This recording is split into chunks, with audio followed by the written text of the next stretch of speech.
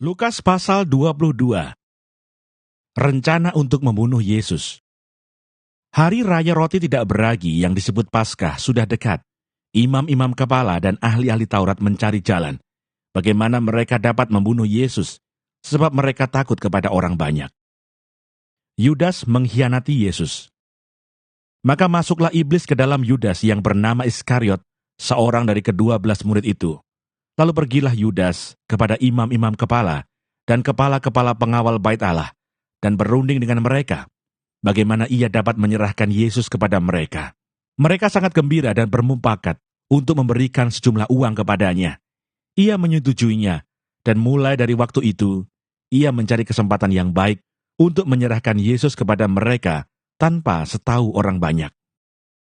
Persiapan untuk makan Paskah. Maka tibalah hari Raya Roti Tidak Beragi, yaitu hari di mana orang harus menyembelih domba Paskah. Lalu Yesus menyuruh Petrus dan Yohanes katanya, "Pergilah, persiapkanlah perjamuan Paskah bagi kita, supaya kita makan." Kata mereka kepadanya, "Di manakah engkau kehendaki kami mempersiapkannya?" Jawabnya, "Apabila kamu masuk ke dalam kota, kamu akan bertemu dengan seorang yang membawa kendi berisi air. Ikutilah dia ke dalam rumah yang dimasukinya, dan katakanlah kepada tuan rumah itu, 'Guru bertanya kepadamu, di manakah ruangan tempat aku bersama-sama dengan murid-muridku akan makan Paskah?' Lalu orang itu akan menunjukkan kepadamu sebuah ruangan atas yang besar yang sudah lengkap. Disitulah kamu harus mempersiapkannya." Maka berangkatlah mereka dan mereka mendapati semua seperti yang dikatakan Yesus kepada mereka. Lalu mereka mempersiapkan Paskah. Penetapan perjamuan malam. Ketika tiba saatnya, Yesus duduk makan bersama-sama dengan rasul-rasulnya. Katanya kepada mereka, "Aku sangat rindu makan Paskah ini bersama-sama dengan kamu, sebelum aku menderita. Sebab aku berkata kepadamu, aku tidak akan memakannya lagi, sampai ia beroleh kegenapannya dalam kerajaan Allah." Kemudian ia mengambil sebuah cawan, mengucap syukur, lalu berkata, "Ambillah ini dan bagikanlah di antara kamu. Sebab aku berkata kepada kamu, mulai dari sekarang ini, aku tidak akan minum lagi hasil pokok anggur, sampai kerajaan Allah telah datang." Lalu ia mengambil roti, mengucap syukur, memecah-mecahkannya, dan memberikannya kepada mereka katanya, "Inilah tubuhku yang diserahkan bagi kamu. Perbuatlah ini menjadi peringatan akan aku." Demikian juga dibuatnya dengan cawan sesudah makan. Ia berkata, "Cawan ini adalah perjanjian baru oleh darahku, yang ditumpahkan bagi kamu. Tetapi lihat, tangan orang yang menyerahkan aku ada bersama dengan aku di meja ini. Sebab Anak Manusia memang akan pergi seperti yang telah ditetapkan. Akan tetapi celakalah orang yang olehnya ia diserahkan." Lalu mulailah mereka mempersoalkan siapa di antara mereka yang akan berbuat demikian. Percakapan waktu perjamuan malam. Terjadilah juga pertengkaran di antara murid-murid Yesus. Siapakah yang dapat dianggap terbesar di antara mereka?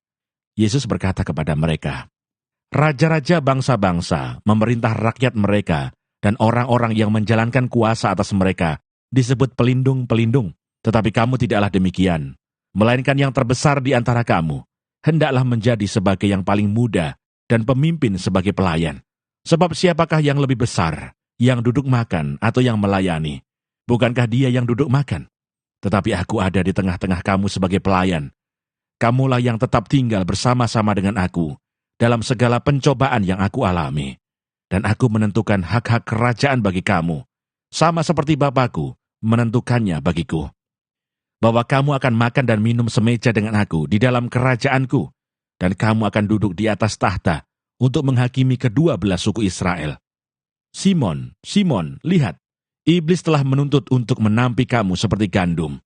Tetapi aku telah berdoa untuk engkau, supaya imanmu jangan gugur. Dan engkau, jikalau engkau sudah insaf, kuatkanlah saudara-saudaramu." Jawab Petrus, "Tuhan, aku bersedia masuk penjara dan mati bersama-sama dengan engkau." Tetapi Yesus berkata, "Aku berkata kepadamu, Petrus, hari ini ayam tidak akan berkokok sebelum engkau 3 kali menyangkal bahwa engkau mengenal aku." Lalu ia berkata kepada mereka, "Ketika aku mengutus kamu dengan tiada membawa pundi-pundi, bekal dan kasut, adakah kamu kekurangan apa-apa? Jawab mereka. Suatu pun tidak, katanya kepada mereka. Tetapi sekarang ini siapa yang mempunyai pundi-pundi, hendaklah ia membawanya. Demikian juga yang mempunyai bekal, dan siapa yang tidak mempunyainya, hendaklah ia menjual jubahnya dan membeli pedang. Sebab aku berkata kepadamu, bahwa nas kitab suci ini harus digenapi padaku. Ia akan terhitung di antara pemberontak-pemberontak. Sebab apa yang tertulis tentang aku sedang digenapi, kata mereka. Tuhan, ini 2 pedang, jawabnya. Sudah cukup. Di Taman Getsemani. Lalu pergilah Yesus keluar kota dan sebagaimana biasa, ia menuju Bukit Zaitun. Murid-muridnya juga mengikuti dia. Setelah tiba di tempat itu, ia berkata kepada mereka, berdoalah supaya kamu jangan jatuh ke dalam pencobaan. Kemudian ia menjauhkan diri dari mereka, kira-kira sepelempar batu jaraknya. Lalu ia berlutut dan berdoa, katanya, ya Bapakku, jikalau engkau mau, ambillah cawan ini daripadaku. Tetapi bukanlah kehendakku, melainkan kehendak-Mu lah yang terjadi. Maka seorang malaikat dari langit menampakkan diri kepadanya untuk memberi kekuatan kepadanya. Ia sangat ketakutan dan makin bersungguh-sungguh berdoa. Peluhnya menjadi seperti titik-titik darah yang bertetesan ke tanah. Lalu ia bangkit dari doanya dan kembali kepada murid-muridnya. Tetapi ia mendapati mereka sedang tidur karena duka cita. Katanya kepada mereka, mengapa kamu tidur? Bangunlah dan berdoalah, supaya kamu jangan jatuh ke dalam pencobaan. Yesus ditangkap. Waktu Yesus masih berbicara, datanglah serombongan orang, sedang muridnya yang bernama Yudas, seorang dari ke-12 murid itu, berjalan di depan mereka. Yudas mendekati Yesus untuk menciumnya. Maka kata Yesus kepadanya, hai Yudas, engkau menyerahkan Anak Manusia dengan ciuman. Ketika mereka yang bersama-sama dengan Yesus melihat apa yang akan terjadi, berkatalah mereka, Tuhan, mestikah kami menyerang mereka dengan pedang? Dan seorang dari mereka menyerang hamba imam besar, sehingga putus telinga kanannya. Tetapi Yesus berkata, sudahlah itu. Lalu ia menjamah telinga orang itu dan menyembuhkannya. Maka Yesus berkata kepada imam-imam kepala dan kepala-kepala pengawal bait Allah, serta tua-tua yang datang untuk menangkap dia, katanya, sangkamu aku ini penyamun, maka kamu datang lengkap dengan pedang dan pentung. Padahal tiap-tiap hari aku ada di tengah-tengah kamu, di dalam bait Allah, dan kamu tidak menangkap aku. Tetapi inilah saat kamu, dan inilah kuasa kegelapan itu. Petrus menyangkal Yesus. Lalu Yesus ditangkap dan dibawa dari tempat itu. Ia digiring ke rumah imam besar, dan Petrus mengikut dari jauh. Di tengah-tengah halaman rumah itu orang memasang api, dan mereka duduk mengelilinginya. Petrus juga duduk di tengah-tengah mereka. Seorang hamba perempuan melihat dia duduk dekat api. Ia mengamat-amatinya, lalu berkata, juga orang ini bersama-sama dengan dia. Tetapi Petrus menyangkal, katanya, bukan, aku tidak kenal dia. Tidak berapa lama kemudian seorang lain melihat dia lalu berkata, engkau juga seorang dari mereka. Tetapi Petrus berkata, bukan, aku tidak. Dan kira-kira sejam kemudian, seorang lain berkata dengan tegas, sungguh, orang ini juga bersama-sama dengan dia, sebab ia juga orang Galilea. Tetapi Petrus berkata, bukan, aku tidak tahu apa yang engkau katakan. Seketika itu juga, sementara ia berkata, berkokoklah ayam. Lalu berpalinglah Tuhan memandang Petrus. Maka teringatlah Petrus bahwa Tuhan telah berkata kepadanya, sebelum ayam berkokok pada hari ini, engkau telah 3 kali menyangkal aku. Lalu ia pergi keluar dan menangis dengan sedihnya. Yesus di hadapan mahkamah agama. Dan orang-orang yang menahan Yesus mengolok-olokkan dia dan memukulinya. Mereka menutupi mukanya dan bertanya, cobalah katakan siapakah yang memukul engkau? Dan banyak lagi hujat yang diucapkan mereka kepadanya. Dan setelah hari siang berkumpullah sidang para tua-tua bangsa Yahudi dan imam-imam kepala dan ahli-ahli Taurat. Lalu mereka menghadapkan dia ke mahkamah agama mereka, katanya, jikalau engkau adalah Mesias, katakanlah kepada kami. Jawab Yesus, sekalipun aku mengatakannya kepada kamu, namun kamu tidak akan percaya. Dan sekalipun aku bertanya sesuatu kepada kamu, namun kamu tidak akan menjawab. Mulai sekarang Anak Manusia sudah duduk di sebelah kanan Allah yang Maha Kuasa." Kata mereka semua, "Kalau begitu engkau ini anak Allah." Jawab Yesus, "Kamu sendiri mengatakan bahwa akulah anak Allah." Lalu kata mereka, "Untuk apa kita perlu kesaksian lagi? Kita ini telah mendengarnya dari mulutnya sendiri." Lukas pasal 23. Yesus di hadapan Pilatus. Lalu bangkitlah seluruh sidang itu dan Yesus dibawa menghadap Pilatus. Di situ mereka mulai menuduh dia, katanya, "Telah kedapatan oleh kami bahwa orang ini menyesatkan bangsa kami dan melarang membayar pajak kepada Kaisar, dan tentang dirinya ia mengatakan bahwa ia adalah Kristus, yaitu Raja." Pilatus bertanya kepadanya, "Engkaukah Raja orang Yahudi?" Jawab Yesus, "Engkau sendiri mengatakannya." Kata Pilatus kepada imam-imam kepala dan seluruh orang banyak itu, "Aku tidak mendapati kesalahan apapun pada orang ini."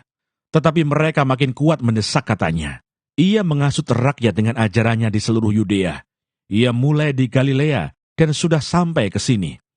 Ketika Pilatus mendengar itu, ia bertanya, "Apakah orang itu seorang Galilea?"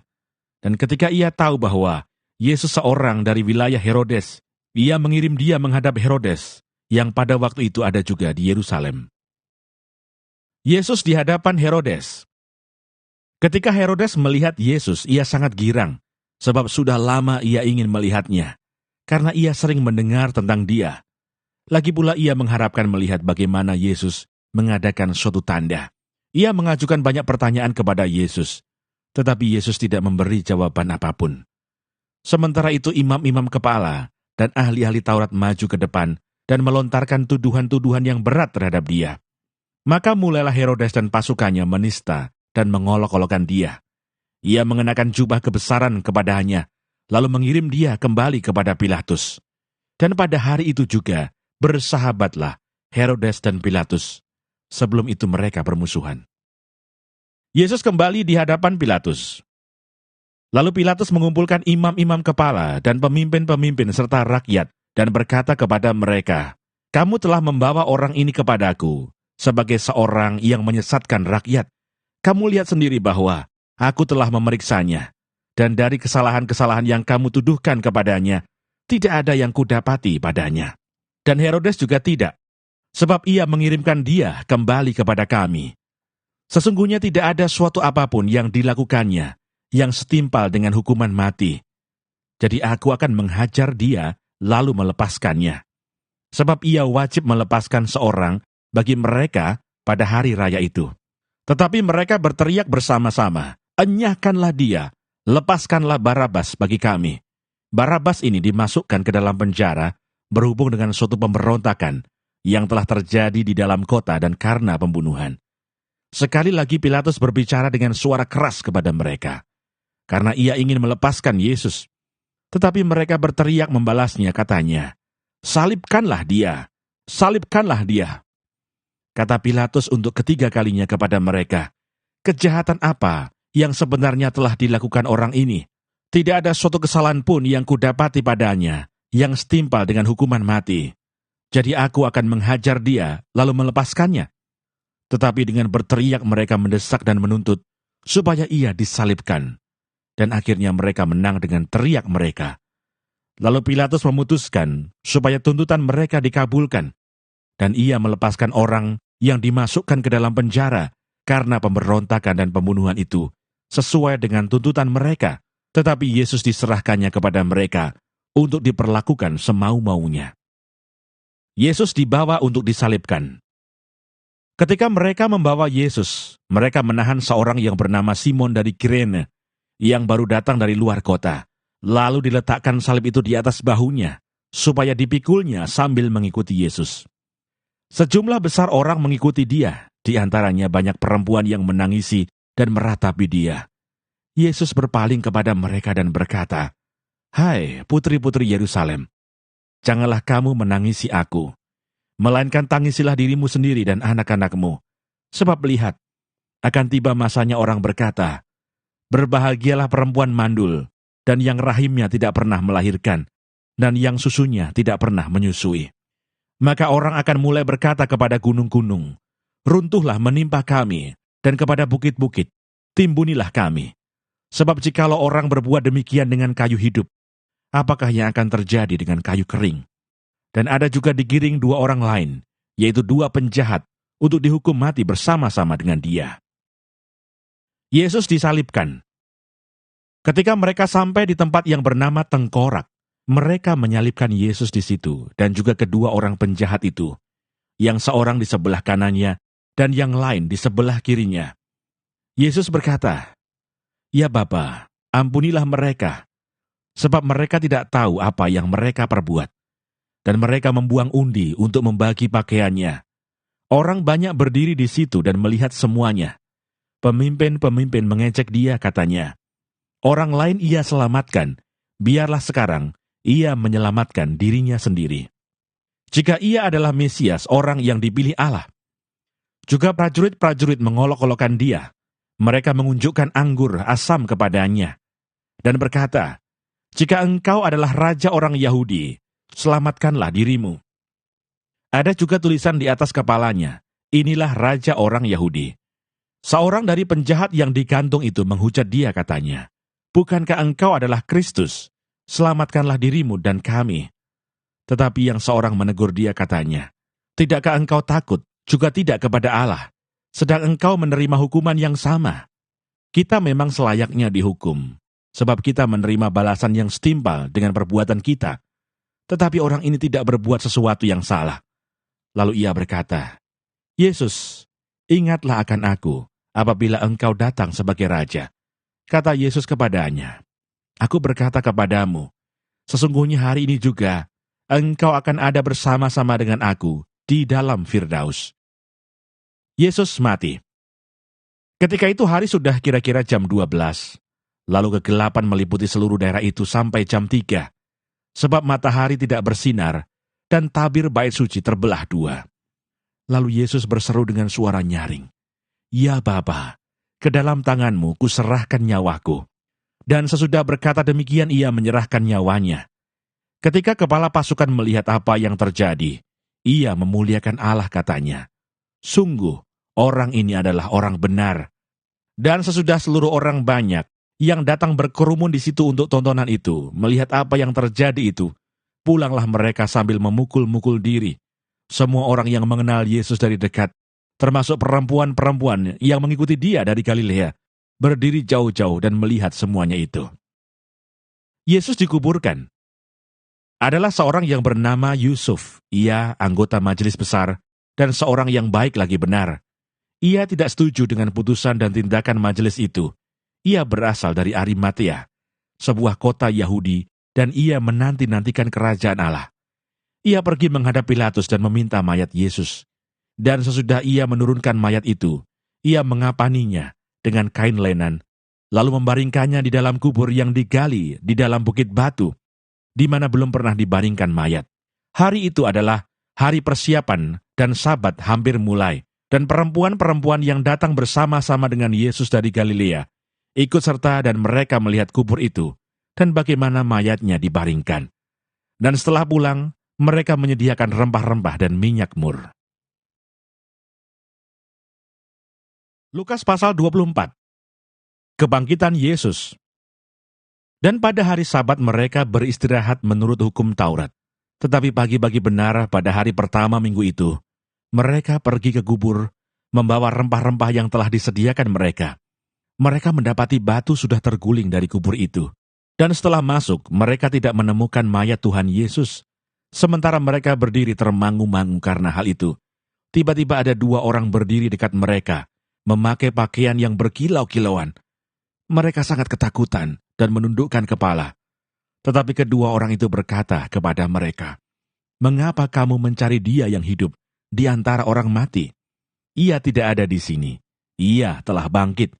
Ingatlah apa yang dikatakannya kepada kamu ketika ia masih di Galilea, yaitu bahwa Anak Manusia harus diserahkan ke tangan orang-orang berdosa dan disalibkan, dan akan bangkit pada hari yang ketiga."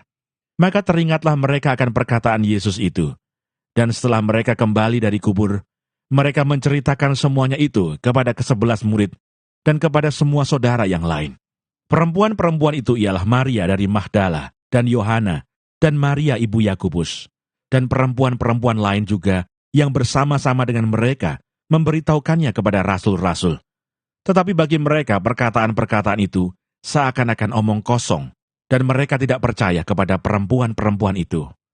Sungguh pun demikian Petrus bangun, lalu cepat-cepat pergi ke kubur itu. Ketika ia menjenguk ke dalam, ia melihat hanya kain kapan saja. Lalu ia pergi, dan ia bertanya dalam hatinya, apa yang kiranya telah terjadi. Yesus menampakkan diri di jalan ke Emmaus. Pada hari itu juga 2 orang dari murid-murid Yesus pergi ke sebuah kampung bernama Emmaus, yang terletak kira-kira 7 mil jauhnya dari Yerusalem. Dan mereka bercakap-cakap tentang segala sesuatu yang telah terjadi.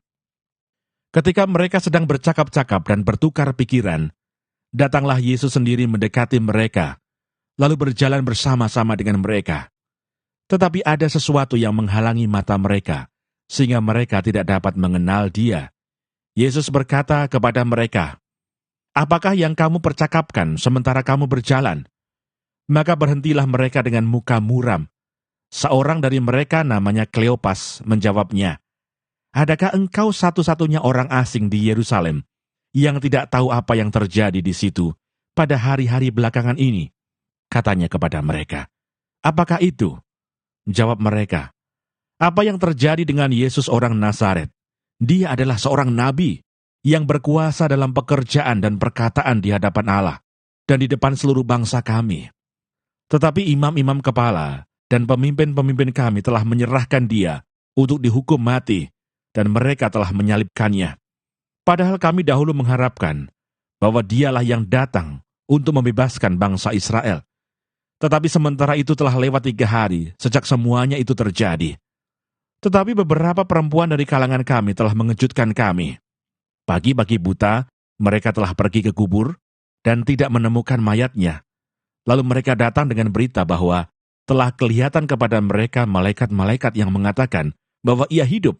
Dan beberapa teman kami telah pergi ke kubur itu dan mendapati bahwa memang benar yang dikatakan perempuan-perempuan itu. Tetapi dia tidak mereka lihat. Lalu ia berkata kepada mereka, "Hai kamu orang bodoh, betapa lambannya hatimu, sehingga kamu tidak percaya segala sesuatu yang telah dikatakan para nabi. Bukankah Mesias harus menderita semuanya itu untuk masuk ke dalam kemuliaannya?" Lalu ia menjelaskan kepada mereka apa yang tertulis tentang dia dalam seluruh kitab suci, mulai dari kitab-kitab Musa dan segala kitab nabi-nabi. Mereka mendekati kampung yang mereka tuju. Lalu ia berbuat seolah-olah hendak meneruskan perjalanannya. Tetapi mereka sangat mendesaknya, katanya, "Tinggallah bersama-sama dengan kami, sebab hari telah menjelang malam dan matahari hampir terbenam."